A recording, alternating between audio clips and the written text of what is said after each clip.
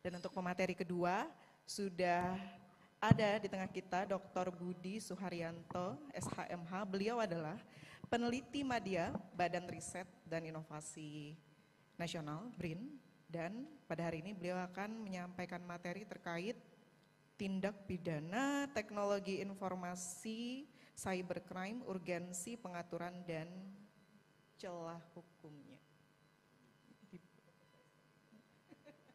Kepada Pak Dr. Budi dipersilakan. Baik, terima kasih. Assalamualaikum warahmatullahi wabarakatuh. Selamat pagi dan salam sejahtera bagi kita semua. Yang saya hormati pimpinan Badan Strategi Kebijakan, Pendidikan dan Pelatihan Hukum dan Peradilan, Kepala Pusat Strategi Kebijakan Peradilan, Bapak Ibu pimpinan pada pengadilan tingkat banding tingkat pertama, kemudian Bapak Ibu jaksa, kemudian polisi, akademisi, dan dari Bapak Ibu advokat, teman-teman mahasiswa. Syukur alhamdulillah pada siang hari ini kami dapat berdiskusi dengan Bapak Ibu sekalian. Jadi mohon izin perkenalkan diri, saya Budi Suharyanto, saya peneliti pada Badan Riset dan Inovasi Nasional. Saya sebelumnya di Mahkamah Agung sekitar 11 tahun sebagai peneliti dan pindah ke BRIN karena ada kebijakan dari Presiden Joko Widodo, sentralisasi peneliti dalam satu badan. Jadi tahun 2022 status saya sebagai peneliti pada Badan Riset dan Inovasi Nasional. Nah, sebelumnya Bapak Ibu sekalian, tahun 2010 saya masuk sebagai CPNS kandidat peneliti. Jadi 2010, dan ini saya ceritakan karena memang ada kaitannya dengan riset kami. Kalau boleh slide-nya boleh ditampilkan, gitu. Jadi ada 3 buku Bapak Ibu sekalian, ini yang saya sendiri terlibat di dalamnya bersama tim. Kemudian sebelumnya tadi menyambung dari Bapak Kepala Badan, Bapak Bambang tadi menyampaikan, ini ada ceritanya. Sebetulnya selain tiga buku ini, ada 2 buku hasil penelitian, itu judulnya tentang alat bukti elektronik. Jadi kajiannya alat bukti elektronik tahun 2010 dan tahun 2017 tentang bagaimana sistem pembuktian menggunakan alat bukti elektronik. Nah, cuman karena ini adalah materinya tentang penerapan hukum tentang pasal-pasal tertentu, jadi saya tampilkan yang 3 penelitian ini. Perlu kami ceritakan terlebih dahulu, ini yang tengah. Jadi yang tengah itu riset mandiri saya ketika tahun 2012. Jadi saya melakukan riset mandiri, kegelisahan akan penerapan dan pengaturan Undang-Undang ITE, kemudian saya konsultasikan kepada Kapus waktu itu, Prof. Basuki Reksowibowo, kemudian dengan Ibu Nurjana yang saat ini Bu Nurjana jadi komisioner Komisi Yudisial. Kemudian ini kami ajukan ke Raja Grafindo, ternyata lolos. Jadi ini riset mandiri berdasarkan bimbingan Kapus dan Kabadan, kemudian diajukan ke Raja Grafindo, ternyata dipublikasikan. Nah, judulnya yang tadi disebutkan oleh moderator. Jadi judulnya tentang tindak pidana teknologi informasi cybercrime, urgensi pengaturan. Jadi waktu itu saya berpandangan bahwa ini penting tindak pidana teknologi informasi itu diatur, karena bagaimanapun perkembangan teknologi informasi itu lebih cepat daripada pengaturan di dalam hukum positif. Tetapi yang menjadi catatan, ada celah-celah hukumnya. Jadi waktu 2012 itu saya berefleksi bahwa ini bahaya ini.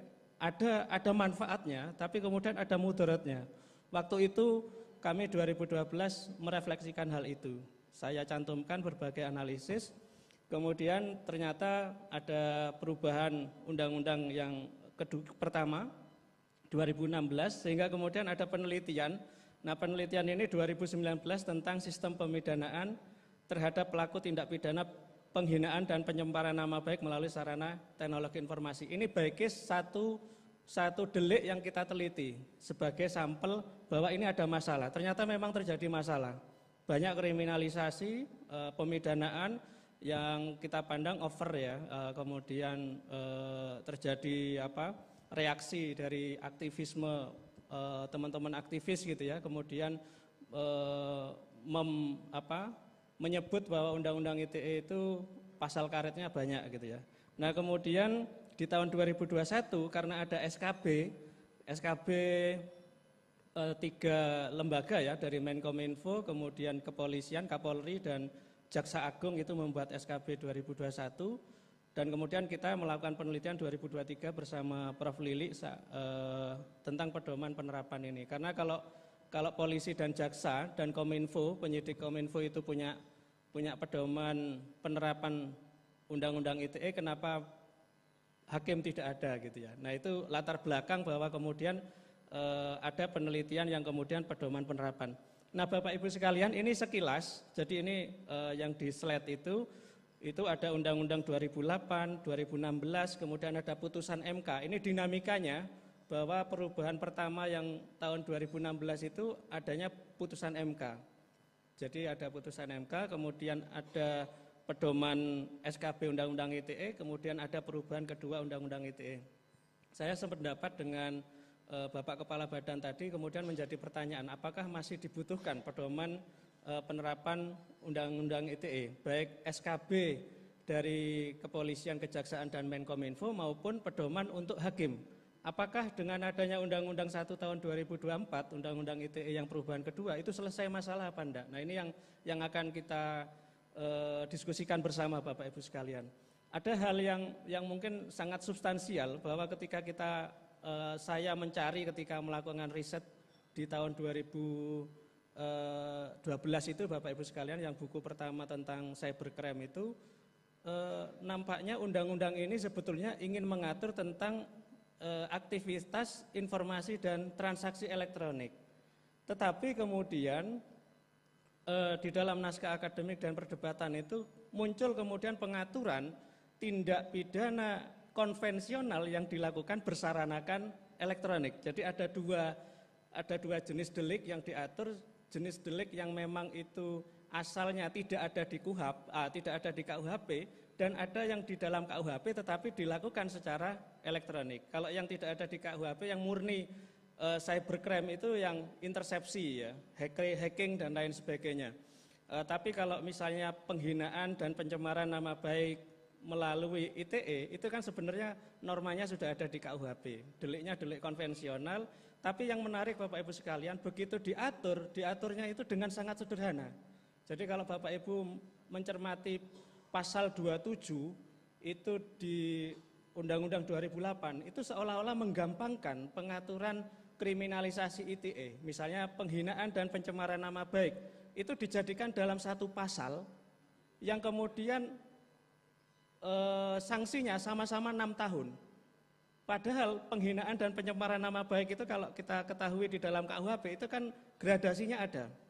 Ada pencemaran nama baik secara tertulis, ada pencemaran nama baik secara lisan, ada pemfitnahan, kemudian penghinaan ringan. Begitu itu dijadikan satu, masa penghinaan ringan dihukum 6 tahun gitu.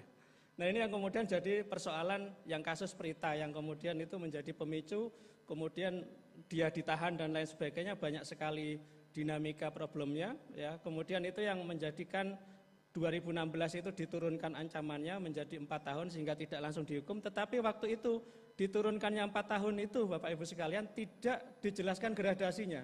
Sehingga kemudian di dalam penerapannya Bapak Ibu sekalian ada penegak hukum yang penghinaan ringan pakai Undang-Undang ITE.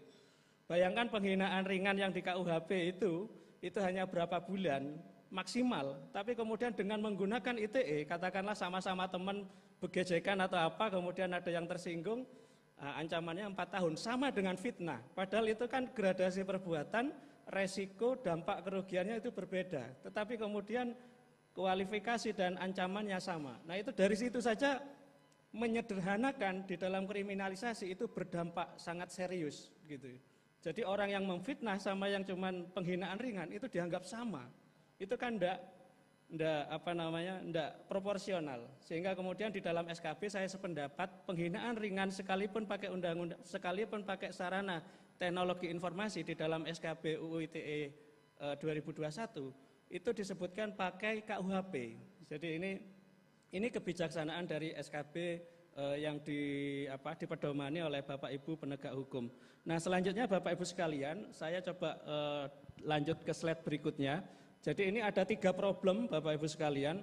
Problem pertama persinggungan antar norma. Jadi yang tadi disampaikan oleh Prof. Lilik, saya hanya menyebutkan secara umum saja. Yang tadi ada katakanlah persinggungan kesusilaan itu ada undang-undang pornografi, ada undang-undang TPKS gitu ya, yang khusus terkait dengan KSBE, kekerasan seksual berbasis elektronik. Nah, itu persinggungannya. Nah, ini kemudian tadi sudah disampaikan, jadi saya tidak mengulang. Yang berikutnya adalah ketidakjelasan materi muatan. Nah, ini Bapak Ibu sekalian, tadi sudah saya sampaikan, yang penghinaan dan atau pencemaran nama baik itu dijadikan satu, padahal itu gradasinya berbeda. Kemudian tidak juga disebutkan konteks pencemaran nama baik. Jadi itu di dalam putusan MK disebutkan bahwa ketentuan pasal 27 ayat 3 itu mengacu pada KUHP. Jadi mengacu pada 310, 311 dan lain sebagainya. Tetapi kenyataannya di dalam 310, 311 itu ada syarat disebutkan pencemaran nama baik itu harus diketahui oleh umum. Nah, persoalannya adalah makna diketahui oleh umum, Undang-Undang ITE 2008 dan 2016 itu tidak disebutkan. Bayangkan Bapak Ibu sekalian, kemudian ada yang menghina direct, jadi melalui HP antar HP, itu dianggap masuk klausula itu. Padahal pencemaran nama baik itu kan harus diketahui oleh umum. Pertanyaannya, kalau di dalam teknologi informasi dan komunikasi diketahui oleh umum itu seperti apa? Bapak Ibu punya Facebook, Instagram, WhatsApp, dan lain sebagainya. Itu masing-masing itu punya spesifikasi pengaturan kategorisasi diketahui umum yang berbeda-beda. Saya contohkan Facebook. Facebook itu gradasinya misalnya Bapak Ibu mau memposting sesuatu. Apakah itu kan ada pilihan. Privasi berarti kita saja yang melihat. Yang kedua, postingan kita bisa dilihat oleh teman kita. Jadi yang berteman dengan kita itu bisa melihat itu. Yang ketiga, di dalam gradasi Facebook itu ada temannya teman. Jadi saya nggak kenal sama temannya teman, tetapi temannya teman itu bisa mengakses postingan saya. Apakah temannya teman itu diketahui oleh umum? Diketahui oleh umum. Ya ini kan persoalan. Yang keempat, gradasinya adalah publik. Jadi ketika saya memposting sesuatu, bahwa publik siapapun yang pengguna Facebook itu bisa melihat postingan saya, sekalipun tidak berteman dan bukan temannya teman saya. Nah, ini konteks yang rumit seperti itu kan sulit diterjemahkan di dalam klausula diketahui oleh umum. Diketahui oleh umum barangkali ya Bapak Ibu sekalian, kita tahu kalau misalnya di KUHP itu dimensi diketahui umum itu misalnya papan pengumuman atau masang sesuatu atau teriak-teriak secara lisan mencemarkan nama baik orang lain di pasar atau di aula di tempat umum. Jadi diketahui oleh umum itu kriterianya adalah banyak orang yang tidak dikenal berlalu lintas di situ, di papan pengumuman atau ya orang umum atau orang yang tidak kenal itu mengakses itu. Tetapi kalau dia menyampaikan hal itu, katakanlah klausula menghina, itu di ruang tamu, di ruang kerja, di ruang kantor, apakah itu klausula atau tidak masuk diketahui umum? Jadi kemudian di situ ada dimensi grup WhatsApp ya. Jadi Bapak Ibu kan punya WhatsApp. Ada grup WhatsApp yang Bapak Ibu di situ sama-sama saling kenal. Satu kantor atau kalau mahasiswa misalnya satu angkatan. Ada yang misalnya lebih luas, satu rektorat. Nah, itu ada gradasi. Yang itu kemudian menimbulkan kriminalisasi. Misalnya ada salah satu dosen yang kena kriminalisasi itu yang kemudian dapat amnesti dari presiden di Aceh. Itu kan mengkritik suatu kebijakan di grup WhatsApp, di grup yang itu rektorat. Jadi dia yang kemudian dikualifikasi, dia dipidana di pengadilan sampai kasasi, tapi kemudian diamnesti sama presiden. Nah, Bapak Ibu sekalian, bagaimana mendesain grup WhatsApp terbuka, tertutup, kemudian bagaimana gradasi publik teman-temannya. Belum lagi Bapak Ibu sekalian, apakah diketahui oleh umum itu ketika postingan, kalau di konvensionalnya itu kan ada papan pengumuman, berarti kan ada papan pengumuman. Nah, sementara di teknologi informasi, aplikasi macam-macam itu Bapak Ibu, ada yang namanya dia itu memposting, sengaja memposting, itu kan kayak papan pengumuman. Tapi ada yang mengkomentari, apakah itu juga diketahui oleh umum? Apakah itu kualifikasinya katakanlah kayak papan pengumuman? Dan sekarang, dan mungkin beberapa tahun yang lalu atau saat ini mungkin berjalan, ada yang berkomentar di suatu postingan seorang ya katakanlah public figure, kemudian dia merasa tersinggung dengan komentar itu. Nah, apakah itu masuk? Dan ternyata dia masuk juga dipidana. Padahal komentar di Instagram yang pengikutnya jutaan Bapak Ibu sekalian, kita ketahui kalau misalnya seseorang, saya misalnya dikomentari sama Pak Said, saya public figure yang masa followernya 2 juta orang. Orang yang 2 juta tidak akan mungkin mentelengin. Nah, mentelengin itu apa ya, bahasa Jember itu. Menyimak setiap komentar itu kan nggak mungkin Bapak Ibu. Kalau melihat postingan Bapak Ibu misalnya ada Instagram artis, pasti yang dilihat adalah postingannya. Tidak mungkin Bapak Ibu sekalian melihat komentar satu persatu. Nah, ada Bapak Ibu sekalian yang dia komen kemudian yang memposting itu merasa tersakiti. Padahal komentar itu kan demikian cepat, ratusan ribu itu Bapak Ibu sekalian, berarti kan publik tidak menyengajakan diri untuk melihat komentar itu. Nah, apakah itu masuk kriteria diketahui oleh umum? Nah, ini menjadi persoalan yang kemudian nampaknya belum terjawab di dalam formulasi itu Bapak Ibu sekalian. Belum lagi kalau tanpa hak. Jadi beberapa ayat atau pasal di dalam undang-undang itu seolah-olah tanpa hak, judi online. Seolah-olah ada yang punya hak untuk bisa berjudi secara online. Seolah-olah ada yang punya, kalau kesusilaan ini kan debat multitafsir ya, misalnya dalam rangka pengajaran dan lain sebagainya, menyebarkan materi muatan dan lain sebagainya. Nah, ini Bapak Ibu sekalian klausula tanpa hak. Nah, kemudian Bapak Ibu sekalian ada persoalan perbedaan penerapan hukum. Ini yang agak berbahaya. Kenapa?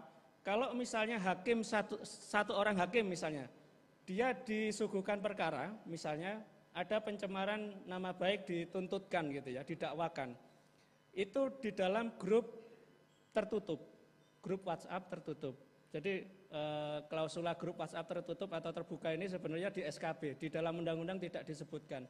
Tertutup dan terbuka itu maksudnya kalau grup WhatsApp terbuka itu moderator atau adminnya itu tidak aktif. Kemudian kalau tertutup itu adminnya aktif dan bisa menegur. Jadi lalu lintas itu bisa dikatakan grup WhatsApp tertutup atau terbuka. Nah, ada majelis hakim misalnya dihadapkan perkara, yang perkara itu case-nya itu pencemaran nama baiknya dilakukan di dalam grup WhatsApp yang itu kualifikasinya tertutup. Hakim yang satu berpandangan ini kan sudah di muka umum meskipun saling mengenal atau bagaimanapun. Jadi tafsirnya hakim yang satunya ini masuk kualifikasi pencemaran nama baik. Kualifikasi tafsir hakim yang lainnya misalnya, loh ini kan sama-sama saling mengenal seperti di ruang keluarga, ruang kantor gitu ya, diskusi biasa. Nah, kemudian yang satunya karena ini tidak memenuhi klausula diketahui oleh umum, maka kemudian yang satunya bebas. Bayangkan Bapak Ibu sekalian, ketika penerapan hukumnya, penafsiran hakim itu menafsirkan diketahui umum atau membela diri, itu kemudian berbeda, yang satunya dipidana, terbukti, yang satunya tidak terbukti karena diketahui oleh umumnya tidak terpenuhi syaratnya sehingga bebas. Bayangkan kalau misalnya itu terjadi dalam kontestasi politik, yang satunya dilaporkan grup ini, yang satunya kubu pilpres ini. Nanti hakim malah diberikan satu kecenderungan, wah ini pengadilan memihak pada kubu sebelah dan lain sebagainya. Ini yang kemudian jangan sampai dimainkan aktor-aktor politik yang gara-gara tidak terkonsolidasi tafsir-tafsir yang ada di pengadilan. Nah, ini Bapak Ibu sekalian kenapa penting kalau sampai penerapan hukum itu berbeda, maka kemudian putusannya akan berbeda. Satunya misalnya terbukti sehingga kemudian dipidana, yang satunya bebas. Nah, kemudian Bapak Ibu sekalian, saya contohkan ini, saya percepat ya, penerapan hukum terkait dengan keluhan layanan. Nah, ini saya contohkan, ada kasus misalnya yang Bapak Ibu yang viral di Tangerang itu, dia mengeluhkan pelayanan rumah sakit internasional, kemudian dia melalui padahal melalui email ya, tidak diposting di mana-mana. Dan itu di putusan pengadilan negerinya itu bebas, di Mahkamah Agung kasasinya itu dihukum ya, Nah, kemudian di PK-nya dibebaskan. Dan itu ternyata ketika kasasi full ya, maksudnya sepakat semua. Yang menarik itu ada yang perbedaan pandangan DO, dissenting opinionnya itu terkait dengan ini Bapak Ibu sekalian.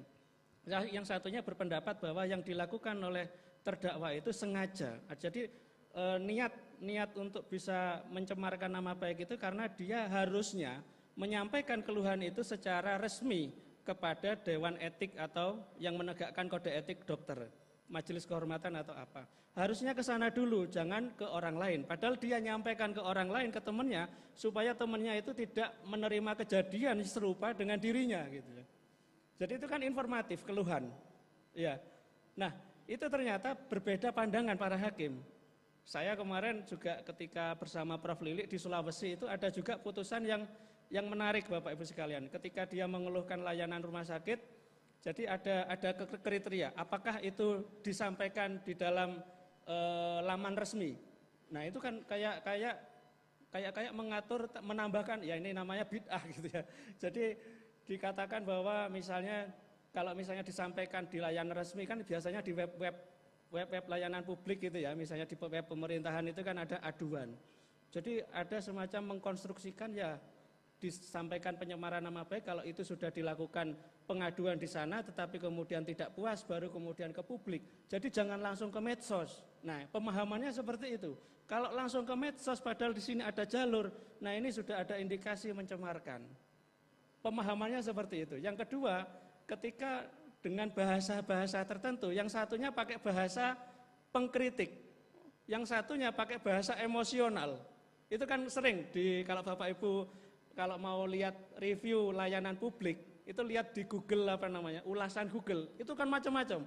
Ada yang menyampaikan apa adanya, ada yang menyampaikan pakai emosi. Apakah yang pakai emosi itu bisa dipidana?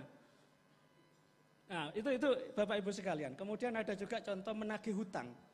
Jadi ada yang menagih hutang, sudah dihubungi ke rumahnya, kemudian lewat DM, lewat Japri juga nggak bisa dihubungi. Nah kemudian karena memang ditutup aksesnya, dia kemudian ke medsosnya, di postingannya, marahlah itu Ibu. Jadi yang hutang itu kemudian marah, ini lebih galak yang berhutang daripada yang nagih hutang gitu ya. Nah ini yang kemudian jadi masalah. Ada dua kasus yang menarik. Yang satunya itu Bapak Ibu sekalian dibebaskan, tidak terbukti karena dia punya hak dan dia sudah melakukan upaya mendekati secara personal, persuasif, tapi kemudian tidak kemudian dia langsung memposting. Ada yang kemudian kena Bapak Ibu sekalian, kena pidana gara-gara dia nagih hutang lewat medsos. Nah ini kan konstruksi Bapak Ibu para hakim kan kemudian ini berarti ada persoalan bagaimana case-case yang ada itu supaya diantisipasi jangan sampai yang berbeda. Nah kemudian contoh yang perbedaan penerapan hukum yang lain Bapak Ibu sekalian, Bapak Ibu mungkin pernah dengar kasus ini, ada dua kasus yang kami temukan Bapak Ibu sekalian yang nampaknya penerapan hukumnya menjadi persoalan juga. Misalnya yang pasal 28 ayat 2 itu tentang ujaran kebencian atau permusuhan berdasarkan sara gitu ya. Nah itu Bapak Ibu sekalian ada kasus dia itu orang Jogja memposting suatu berita yang tidak di cross check berita itu bahwa muazin di satu daerah, di daerah Jawa Barat dibunuh gitu. Nah orang yang membaca itu kan seolah-olah ada orang azan dibunuh dari bawah, dari belakang. Jadi seolah-olah menghalangi seseorang beribadah dibunuh. Nah akhirnya karena postingan itu viral, padahal yang memposting itu orang Jogja, memposting suatu peristiwa di salah satu desa di Jawa Barat, kemudian orang-orang di desa di kabupaten itu konsolidasi organisasi masyarakat tertentu, dia langsung melakukan demo ke tempat itu Bapak Ibu sekalian. Jadi di drop banyak itu kemudian jadi rusuh. Setelah ditelusuri ternyata itu adalah pembunuhan begal. Jadi dia itu dibegal di tengah jalan ketika bekerja. Jadi bukan saat azan kemudian dibunuh, tetapi dia itu kalau pas sholat 5 waktu dia sering datang ke musola untuk mengumandangkan azan. Jadi kemudian narasi muazin dibunuh, persepsinya itu beda-beda. sehingga menimbulkan kerusuhan di tempat lain padahal yang memposting itu orang Jogja. Kami datangi itu ke Jogja Bapak Ibu sekalian. Dia juga berkilah, loh, saya itu orang yang ketiga Pak. Saya dapat itu yang ketiga, tapi yang pertama sama yang membuat konten kok nggak diperiksa. Keberatannya dia itu. Jadi persoalan kan Bapak Ibu sekalian, pernah nggak terjadi seperti itu? Yang membuat hoak itu belum sampai saat ini belum diproses. Tetapi dia yang ketiga membagikan itu kemudian menimbulkan kerusuhan menjadi persoalan. Contoh lain Bapak Ibu sekalian, pasal yang sama, pasal 28 ayat 2, saya dengan Prof. Lili ke Masohi. Datang ke Masohi itu Bapak Ibu sekalian, datang ke sana, kita mengkonfirmasi ada kasus. Jadi itu Bapak Ibu sekalian ada terjadi perkelahian, ya, yang kemudian itu yang satunya dari kampung A berkelahi terbunuh yang di kampung B. Nah kemudian yang salah seorang kerabat dari di kampung A itu ini kan persoalan personal. Itu di grup Facebook, ya grup Facebooknya orang-orang ini, orang-orang orang-orang kampung ini itu memprovokasi. Ini kita nggak terima, darah harus dibalas dengan darah. Dia ngomong seperti itu Bapak Ibu sekalian, kemudian kena patroli sama patroli cyber gitu ya. Kena terus diambil, kemudian padahal ini belum terjadi kerusuhan. Jadi kalau yang tadi itu sudah terjadi kerusuhan. Jadi secara materialnya sudah kejadian. Jadi huru hara di dunia maya terjadi di dunia nyata. Kalau yang ini di dunia mayanya sendiri enggak terjadi huru hara. Dan bahkan di grup Facebooknya mereka yang di kampung yang mau ya yang dia pengennya itu supaya niatnya itu di grup itu supaya terjadi tawuran antar kampung. Tapi kenyataannya di pembuktian persidangan Bapak Ibu sekalian, ternyata orang-orang di grup yang provokator ini semuanya tidak tergerak gitu. Tidak tergerak dan tidak terletupkan permusuhannya. Dianggap orang itu ya wis ngelindur gitu ya. Tapi kemudian tetap dihukum. Artinya kejadian secara nyata belum terjadi tapi kena gitu ya. Yang satunya mensyaratkan seperti kasus yang Bogor ya, salah seorang Habib ternama itu kan kena pasal ini juga. Jadi gradasinya apakah kerusuhan itu nyata apa enggak, atau itu hanya keluar-keluar di media dunia maya. Nah ini Bapak Ibu sekalian. Nah selanjutnya Bapak Ibu sekalian, di slide ini saya ingin mengatakan ada beberapa hal yang mungkin kita perlu merefleksikan, atau mungkin Bapak Ibu punya pengalaman sebagai hakim, advokat, polisi atau jaksa. Jadi ini berdasarkan beberapa kasus yang kami teliti, adanya bias penanganan subjek. Jadi subjek ini personnya, kemudian ada kesalahan penempatan kesalahan perbuatan. Yang ketiga, nyambung dengan Prof. Lili, pengalokasian pertanggungjawaban yang tidak tepat. Nah ini misalnya saya contohkan ada pelaku. Kalau misalnya dikualifikasi pasalnya itu bunyinya kan yang mentransmisikan, yang mendistribusikan dan membuat dapat diaksesnya itu dalam domain elektronik Bapak Ibu sekalian. Saya nge-share sesuatu dengan Prof. Lili kalau misalnya pakai elektronik itu baru. Tapi kalau saya hand to hand dengan Prof. Lili, apakah itu masuk transmisi, distribusi atau membuat dapat diaksesnya? Jadi ini ada kasus yang pelakunya itu hand to hand, tapi kena juga. Ini kasus yang viral yang di Lombok itu, yang kemudian dapat amnesti dari Presiden. Jadi putusan PN-nya itu tentang delik kesusilaan. Jadi dia itu memberikan ke temannya rekaman yang saya katakan baik Nuril itu Bapak Ibu sekalian. Nah yang temannya yang nge-share itu, temannya enggak diproses, tapi yang diproses malah justru yang baiknya. Di sisi yang lain, baik ini sebenarnya korban dari KSBE, kekerasan seksual berbasis elektronik kalau dari konten-konten materi itunya ya. Nah kemudian Bapak Ibu sekalian, ini yang terkait dengan klausula kesalahan perbuatan. Perbuatannya dia tidak mentransmisikan, dia tidak tidak menyebarkan. Ada lagi dia hanya menyimpan untuk diri pribadi, tapi kemudian bocor. Kasus artis itu Bapak Ibu sekalian, dia itu pelaku di dalamnya. Ya, jadi ini kan ada aktivitas hubungan seksual seperti itu divideokan untuk kepentingan mereka berdua gitu ya. Tapi kemudian bocor. Nah, yang satu dihukum pelaku yang menyimpan itu, tapi padahal menyimpannya itu dengan kesepakatan bersama untuk kenangan dan lain sebagainya. Tapi kemudian bocor. Nah, yang ini yang kena. Nah, kemudian yang satunya enggak.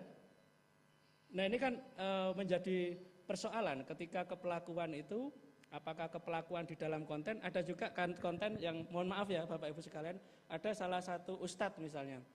Ini kan kasus ya, tapi alhamdulillahnya nggak jadi kasus akhirnya, tetapi sempat viral. Dia menyampaikan dalam ceramah mengomentari sesuatu peribadatan atau simbol dari agama lain. Tetapi itu disampaikan di dalam forum ceramah yang itu internalnya adalah salah satu agama. Nah, ustadznya ustadz viral ya, maksudnya yang sudah ketokohan. Dia menyampaikan ceramah itu, mengomentari entah itu guyon, terus mengomentari salah satu simbol agama lain, dibuat bercandaan. Nah, kemudian ada yang memvideo itu, dan dia yang kemudian menyebarkan itu. Pertanyaannya, ustadz yang menyampaikan itu, yang pada hakikatnya dia yang melakukan itu, apakah kena ataukah penyebarnya? Kemudian berkilah, saya kan di forum internal. Nah, ini Bapak Ibu sekalian, ini kan ada kejadian juga, ada tokoh agama dan lain sebagainya. Nah, kemudian ada terbaliknya kedudukan. Jadi korban jadi pelaku, pelaku jadi korban. Nah, ini kasus-kasus yang kami sempat turun ke Jogja ya, itu sama di Ambon, Bapak Ibu sekalian, ada aktivitas ya kawan-kawan mahasiswa lah gitu ya. Berhubungannya sangat serius gitu ya, serius, tapi enggak kepelaminan, tapi ada aktivitas suami istri divideokan, tapi kemudian yang satunya itu mau nikah. Nah, yang ini yang ditolak, yang enggak sampai kepelaminan itu mengancam-ngancam dengan video yang pernah dibuat bersama. Nah, ini kan jadi problem. Kalau misalnya keluarga korban itu melaporkan, itu khawatir karena di dalamnya ada yang bersangkutan, tapi kalau enggak dilaporkan ini pemerasan dan lain sebagainya. Nah, itu kejadian ya kalau bisa dikatakan banyak ya enggak tetapi mohon maaf Bapak Ibu sekalian, di beberapa circle itu ada yang mengumpulkan video-video yang mahasiswa yang lagi kasmaran gitu, kemudian dikumpulkan itu. Ada server circle-nya gitu. Nah, ini yang menjadi tantangan bagi penegak hukum, apakah ini kan sebenarnya yang inisiatif untuk merekam si perempuannya. Tapi kemudian yang ngancam untuk menyebarkan yang laki-lakinya. Apakah si perempuannya yang merekam dan pakai HP-nya dia itu membuat dapat diaksesnya enggak? Nah, ini kan jadi resiko, dia bisa jadi potensi kriminalisasi. Nah, kemudian Bapak Ibu sekalian, ini yang kaitannya dengan korporasi. Nah, ini ada slide selanjutnya, mungkin pertanyaan kuncinya adalah Bapak Ibu sekalian, apakah Undang-Undang ITE ini adalah beberapa perubahan Undang-Undang ITE tahun 2024, tetapi saya mencatat masih ada kemungkinan ini terjadi perbedaan penerapan hukum. Selanjutnya, nah ini yang kemudian meskipun sudah ada Undang-Undang 2024, Bapak Ibu sekalian, ternyata ini berdasarkan catatan Freedom House, jadi dari Lembaga Advokasi Demokrasi dan HAM yang ada di Amerika tahun 2024 itu memberikan skor ini supaya ada update-nya bahwa ternyata tidak hanya aktivis atau peneliti yang mengkritisi penerapan hukum Undang-Undang ITE yang masih multitafsir, tetapi ternyata jadi Lembaga Advokasi Demokrasi HAM di dunia itu juga menyoroti bahwa demokratisasi dan freedom expression atau freedom internet di Indonesia itu nilainya sangat kecil, jadi 49 dari 100 skornya. Kemudian Indonesia itu berkedudukan di urutan 49 dari 72 negara. Nah, ini memang ada hal positifnya, pengembangan infrastruktur internet itu banyak ke pelosok-pelosok, tetapi yang menjadi masalah adalah keamanan bagi para penggunanya. Kriminalisasi terhadap pengkritik pemerintah atau pembalasan dendam melalui cyberprone, jadi video-video yang melecehkan dan lain sebagainya. Nah, ini catatan dari orang luar ya Bapak Ibu sekalian. Nah, Bapak Ibu sekalian, terakhir mungkin ini yang langsung saja yang paling akhir Mbak. Jadi satu terakhir. Nah, ini kira-kira nanti dengan adanya diskusi kita, sebetulnya saya ingin menyambung dari yang disampaikan oleh Bapak Kepala Badan. Sebetulnya ada 4. Selanjutnya Mbak, slide terus lanjut. Jadi saya percepat karena 30 menit. Lanjut lagi, lanjut lagi ya. Ini, jadi ini pilihan Bapak Ibu sekalian. Model pengaturan, dan kalau misalnya ini masih dirasa ada persoalan di dalam, jadi persoalannya ada 3 Bapak Ibu sekalian. Persoalan pertama dalam tataran mengadilinya, jadi mengadilinya itu terkait dengan hukum acara, masalah bagaimana alat bukti, bagaimana menilai alat bukti tadi disampaikan oleh Pak Kepala Badan, bahkan sampai tingkat PK pun terjadi perbedaan pandangan terkait dengan penilaian alat bukti elektronik. Itu artinya berarti ada persoalan di tataran mengadilinya. Oleh karena itu kalau persoalannya adalah mengadilinya, maka itu perlu ada pedoman mengadili yang dicantumkan di dalam peraturan Mahkamah Agung. Karena peraturan Mahkamah Agung itu kan mengisi kekosongan hukum acara dalam rangka memperlancar jalannya persidangan, jalannya peradilan. Yang kedua, isu yang tadi disampaikan oleh Prof. Lili itu dari sisi pembobotan pemidanaan. Hakim yang satu mempidana ringan, yang satunya tidak, sehingga ada disparitas. Jadi pemidanaan itu supaya tidak terjadi disparitas. Yang selanjutnya adalah persoalan perbedaan penerapan hukum. Jadi penerapan hukum yang tadi kami sampaikan, kalau beda diterapkan hukumnya, maka satunya bebas, satunya dihukum. Nah, kalau untuk pedoman Bapak Ibu sekalian, saya mengusulkan supaya dimasukkan di surat edaran Mahkamah Agung. Jadi pedoman. Nah, kemudian kalau misalnya nanti berupa penafsiran, ini kalau boleh saya usulkan di dalam surat keputusan Ketua Mahkamah Agung seperti buku 2. Jadi buku 2 itu kan narasinya panjang. Jadi memberikan kepada hakim informasi yang lebih banyak. Kalau pedoman itu kan mungkin 3 halaman, 2 halaman. Tapi kalau seperti SKKMA yang buku 2, Bapak Ibu sekalian bisa diinformasikan. Sebetulnya frasa ini asbabun nuzulnya seperti apa? Ketentuan ini sebenarnya ditujukan untuk apa, sehingga kemudian di situ ada informasi-informasi yang lebih luas, lebih terurai gitu ya. Misalnya hasil perdebatan DPR, naskah akademiknya seperti apa, itu diinformasikan di dalam SKKMA yang seperti buku 2 itu nanti. Jadi bagaimana hakim menafsirkan itu mendapatkan informasi yang utuh. Kalau pedoman kan enggak, kalau yang peraturan hukum acara kan enggak gitu ya. Jadi ini pilihan. Yang keempat, pilihannya membentuk jurisprudensi. Jadi ini mungkin dari Pusat Strategi Kebijakan Mahkamah Agung itu melakukan riset khusus, anotasi putusan-putusan semua ya, pasal-pasal yang bias tafsir itu dikumpulkan, masanya misalnya dari 2016 sampai 2023 misalnya. Kemudian dilihat mana putusan-putusan yang nampaknya mengandung kaidah hukum baru, mana yang kontroversi. Nah, kemudian diinformasikan kepada pimpinan Mahkamah Agung mana yang bisa dikualifikasi sebagai landmark decision.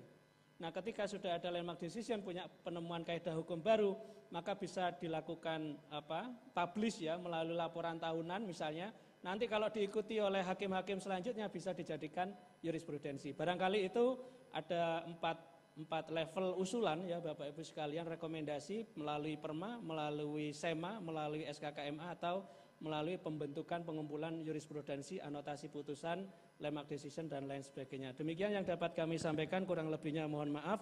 Wallahul muwafiq ila aqwamit thoriq. Wassalamualaikum warahmatullahi wabarakatuh.